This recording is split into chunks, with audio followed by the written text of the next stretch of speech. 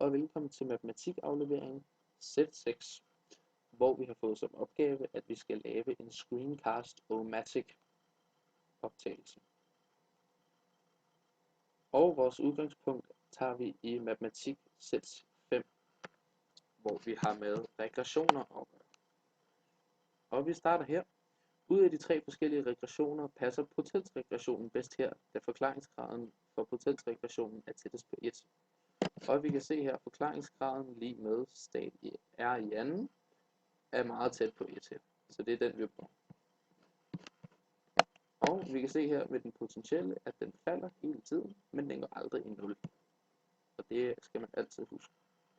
Og så snart at vi har fået lavet den her herovre, den akse her, så kan vi se her på svar, at det er 0,60 mm, som er svaret i denne opgave. Og vi går videre ned. I denne opgave har vi med en lineær regression at gøre. Og grunden til, at vi har valgt den lineære regression, det er fordi, at R i anden er tættest på 1. Den lineære regression skal man altid huske, at den er konstant stigende. Den hverken falder eller stiger. Den har ingen udslag ud over det konstante stigning. Og sidst men ikke mindst kommer vi til eksponentiel regression.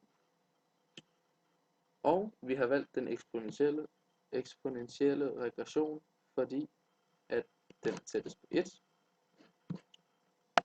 Eller fordi R i anden er tættest på 1. Og vi kan se her, at den stiger og stiger og stiger.